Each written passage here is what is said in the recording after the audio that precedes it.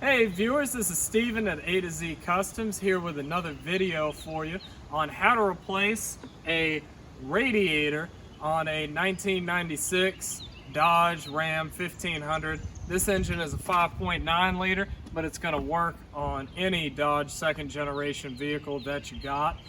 And if you actually take a closer look at it, the reason I am replacing it is because the radiator neck right here broke while I was actually changing the harmonic balancer on this vehicle. So I hope this video helps you out. Okay, so we're in the process of changing out this harmonic balancer, and notice that this radiator hose was extremely loose and popping on and off. Pulled it off, and you see that inside there? That is our radiator neck. It has cracked off. So unfortunately, we're now going to have to change this radiator as well. So we start off, we're pulling off the fan shroud. I already popped off the coolant overflow tank.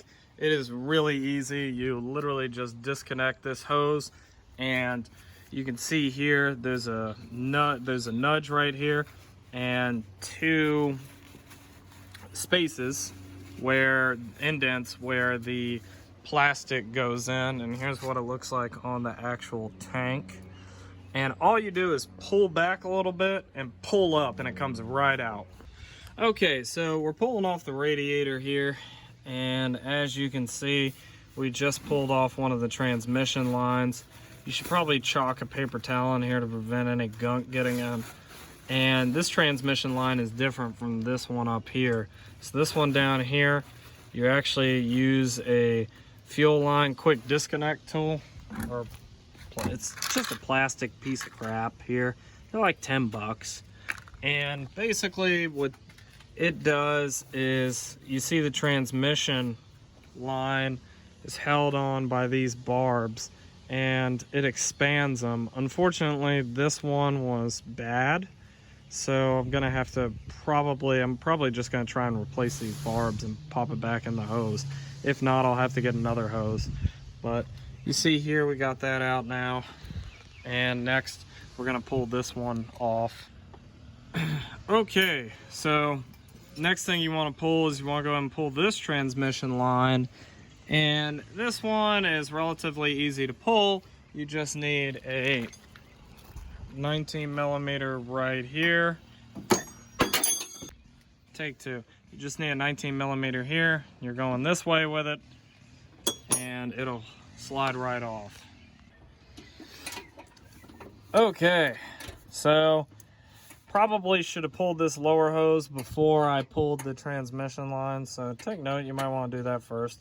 But anyways, so got this loosened up, and it's time for the storm.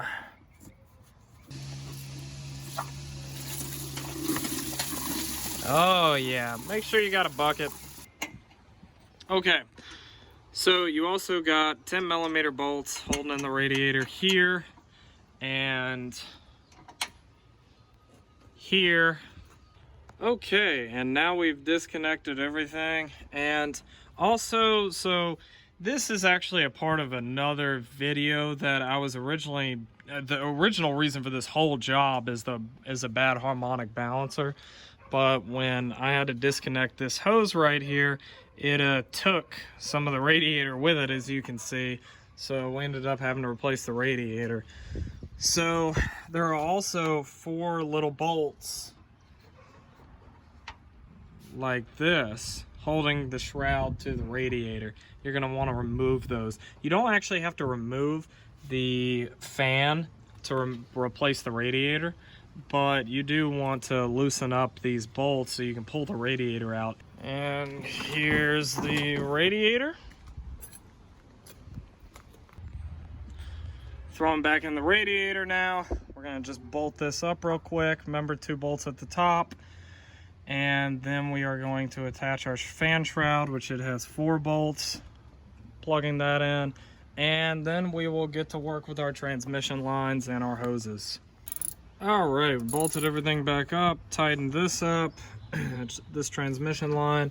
I do got one more line down here. Unfortunately, the spring clip that basically locks this into this transmission line broke when I pulled it out. So I'm hoping that I can buy them separately without having to buy this hose. If not, I'll have to just buy the hose. And right now we're finishing tightening up all the hoses, and then we'll be pretty much done with this radiator and ready to pull some coolant in it. All right, so now we got the radiator and everything back in.